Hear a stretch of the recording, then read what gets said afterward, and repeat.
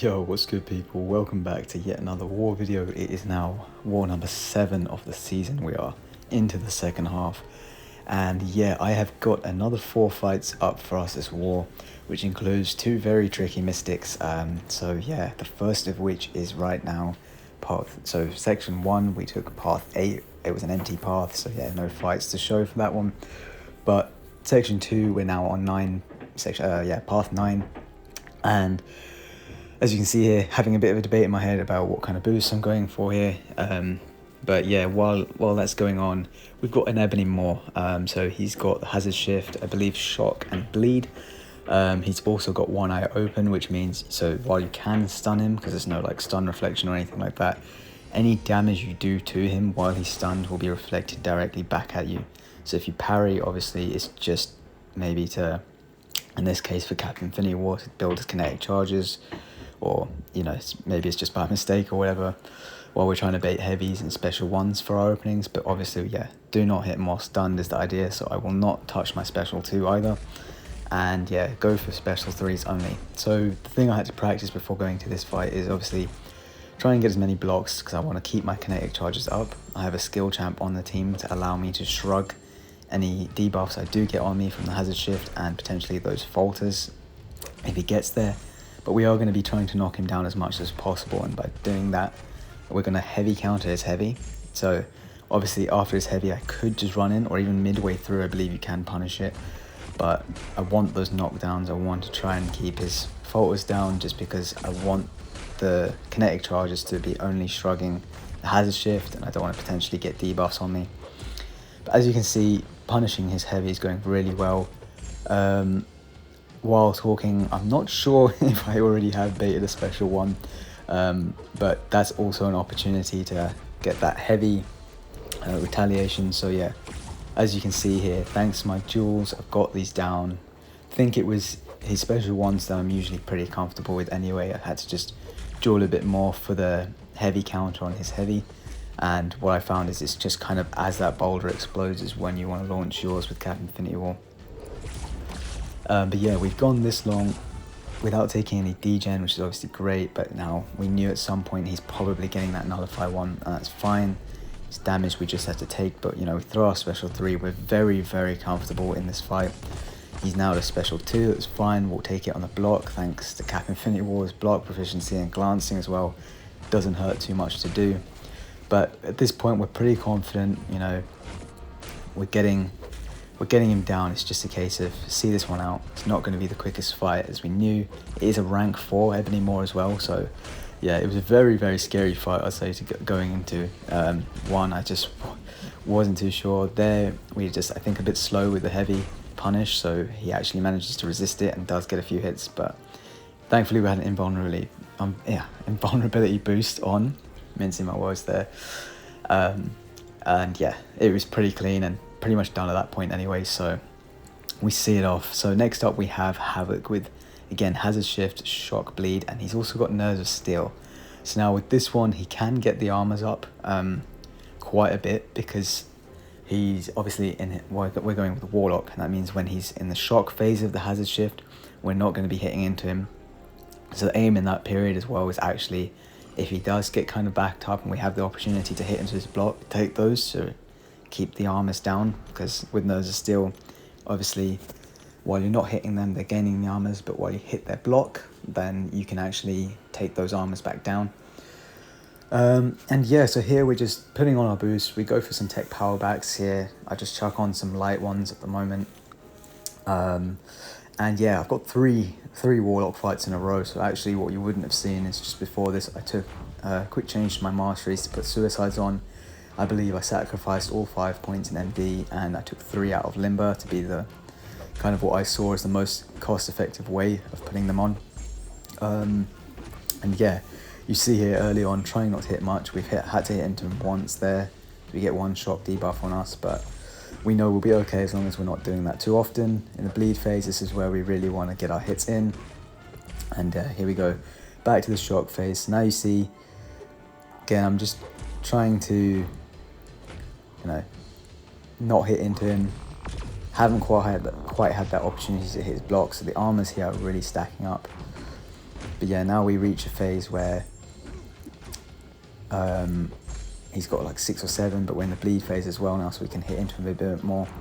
And I think I'm so used to playing Warlock on path 4, where he can go unblockable if he gets debuffs on you, that clearly I've just banked my special 3, and I didn't really need to. I should really, I guess, have thrown the special 2, because yeah, him getting plasmas on me is not going to matter. I'm going to keep my armor no matter what. You know, there's no crumbling armor here, and yeah, there's no chance of him going unblockable if he puts debuffs on me. So that's definitely something that I could have done to speed up the fight. I even had like power backs on, but I guess, you know, it's not the worst because I do also have recoil on, so at least going to the special 3 I don't take any recoil damage there. So yeah, pretty comfortable. As you see, it's been a bit slow as well because he stacked up so many armors from us just not being able to hit into him. But here you've seen we've managed to take a few opportunities to hit his block and start getting those back down. We're reaching the end of the fight now as well. In the bleed phase, I do think I am going to throw a special 2 around about here. And yeah, thankfully that last hit kills him, so we don't take the recoil damage, which is great. Because like I say, we've got 2 more Warlock fights coming up after this, and yeah, it would have sucked to have to heal a bit more as a result of just taking recoil right at the end of a fight where the special didn't quite finish him for whatever reason. But yeah, fight number 3, and this is Storm PX. She's on this mini-boss, feats of vigilance, power efficiency. Yeah, essentially here, anytime as well, she's got return policy, I believe, so that's not going to come into play because she's not going to have any armor buffs for us to armor break and therefore count as a nullify. And then yeah, Warlock can't nullify anything anyway in terms of normal nullify abilities, so we don't have to worry about that. But there is one node where basically every time she throws a special, you have to knock her down within 4 seconds, or you get the falter placed on you. If you do knock her down within 4 seconds, then the falter is placed on her instead. But whenever you're above a bar of power, she'll have a vigilance buff, so it won't miss. But you're going to see that none of that really will matter coming into this fight, because with Warlock now, she's a conduit defender, right? So we got our infection up, we now start knocking her down, and I don't think she's going to get above a bar of power at all in this fight. I could be wrong. I am doing the voiceover for this a day after having done these fights, so yeah, to my knowledge she doesn't. Now you can see here I get caught out actually just because she keeps missing. I don't know, it just kind of messed with me in terms of landing my parry there. I should have just really dumped off my special 2 and finished her off. But anyway, we've been pushed to a special 3, we chucked this one off, and yeah, I'm pretty sure right after this we finish out this fight with ease. Yeah, really comfortable, pretty quick one for Warlock.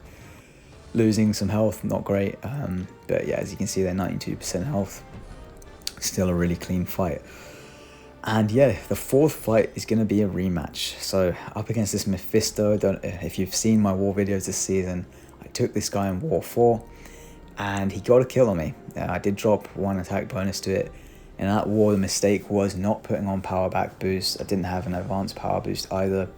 Didn't have recoil, the recoil tree on either. So I've got all those precautions going into the fight today. Or rather yesterday. But yeah, it's an opportunity to try and avenge that death. Obviously I've come more prepared, a bit more knowledge of this fight. That last time was the first time I was taking it. So yeah, this is the aspect of evolution, special 2 enhanced, increased power gain, all that fun stuff that makes Mephisto a real pain here. But yeah, so I've been assigned this fight again with Warlock. Officers have also taken note of how it went last time, and just, yeah, we've pulled out all the stops. Power backs are on. Attack, like I say, power on starters on here as well, just to be extra safe. I go and put the 12% tech boost on. In hindsight, I'm going to say I wish I put the 200% on. We'll see how that goes when the fight goes on, but yeah, let's just get into it and see how it goes. So, early mistakes. Let's talk through the fight as it happens. I shouldn't really be hitting into him. As you see, I've already triggered his aura, and that's going to give him power gain, and the more time he's crossing bars of power, the more his power gain's going up, his attack's going up, all that, you know. I think, his crit rate and everything's going up. It's just, he's getting beefier and beefier.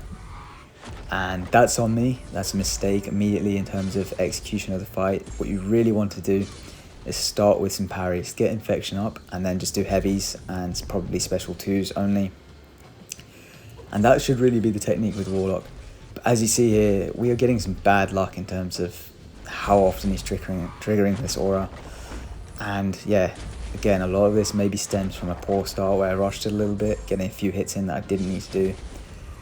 And then yeah, just there, eat the special 1. But the fight was well on its way downhill at that point, and unfortunately drop another attack bonus. Well, first one this war, but yeah, like I say, in War 4 I died to this fight, and you know, it's just a game at the end of the day, but it's one of those things where when you die to the same fight more than once in a season, I think it does start to stick with you a bit, and you're like, right, it's going to sit in your head, it's going to bother you a bit until you figure it out. But yeah, at this point in time, I'm kind of already thinking through my mistakes from that first fight. I've gone and chucked a 200% tech power back now, just to be even safer. And yeah, we're going to heal back up, go in again, and like I say, just watch the difference in technique the second time round. Of course, there is a bit of RNG involved in terms of his aura triggering, but I didn't do enough in the first fight to minimize that risk, is something I would say for sure. So let's see how we go here.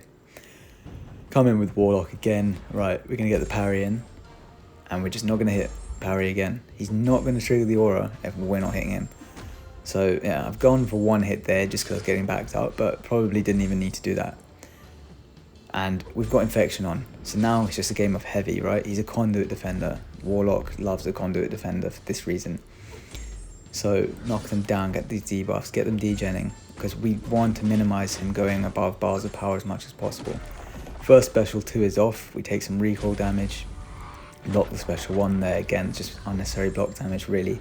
Should have done better to get away from it. But again, yeah, it's just in these situations, it's just not quite prepared, and I didn't want to risk trying to dex way too late. But yeah, his healing's gone, we get the second special 2 off, we take a bit more recoil damage here, and then finish him with that heavy. So I think we started 87%, finished at 42, that's 25% damage taken this fight, 10% of which was through the 2 special 2s, so 2 sets of recoil damage. So we took about 15% damage there. I think going with that sort of technique, we would have taken a fair bit more over the course of the fight, but we would have got the solo. But you know, lessons to be learned, and if I do take that one again, I feel hopefully I'm much better placed and will hopefully get my revenge on it at some point. But here we go, results have been on the screen for a little bit. We did get the win. Again, yeah, 29 deaths from their side definitely helps. 12 yes on ours is, as we know, when we're competing for masters, we still need to reduce. Fortunately for us in this war, it's one that was a clear enough win. Puts us now 6-1 for the season after 7 wars, which is an incredible start. I believe we are now into masters with 5 wars to go, so the matchups are going to get tougher now. Tier 1, we've been in for a few wars, we're in masters, so we're going to start getting tougher matchups. But, you know, we know on our day we can put in the kind of scores that will hopefully help us finish here. So we'll see how it goes. Hopefully enjoy the rest of the season. But yeah, that'll be that for this war video. Take care, and I'll see you in the next video or stream.